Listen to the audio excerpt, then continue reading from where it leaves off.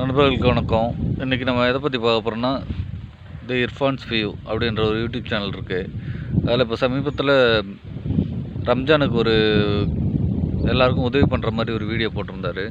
அந்த வீடியோ பார்த்திங்கன்னா, சில பேரை ஒரு அநாகரிகமாக திட்டி பேசி அந்த கிஃப்ட்டை கொடுக்குற மாதிரி போட்டு, அது நிறையா யூடியூப் சேனலில் வைரலாக பேசிகிட்டு இருக்காங்க அதை பற்றி. ஸோ ஒரு உதவி பண்ணுறதுன்றது எல்லோரும் செய்யக்கூடிய ஒரு விஷயந்தான். பட் ஆனால் அந்த டைமில் ஓப்பனாக ஓப்பனாக என்ன சொல்கிறது, ஓப்பனாக இந்த மாதிரி 100 சாரி மீந்து போச்சு, அதை நான் கொடுத்து அது மூலயமா நான் இன்கம் எடுத்துப்பேன் அப்படின்னு ஒரு பப்ளிக்காக சொல்கிறது ஒரு அநாகரிகமான ஒரு செயலாக இருக்குது. நீ சம்பாதிக்கிறதுக்காக அந்த வீடியோ போட்டாலும் உனக்கு அந்த கொடுக்கணுன்ற தன்மை இருக்குது. பட் நீ அதை ஓப்பனாக சொல்ல வேண்டிய அவசியம் கிடையாது.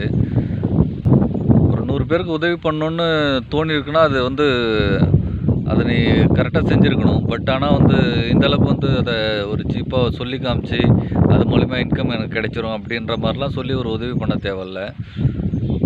ஸோ எல்லாருமே எல்லா யூடியூபருமே ஒரு பேசிக் நிலைமையிலேருந்து தான் வந்திருக்காங்க, அது நான் தப்பு சொல்ல.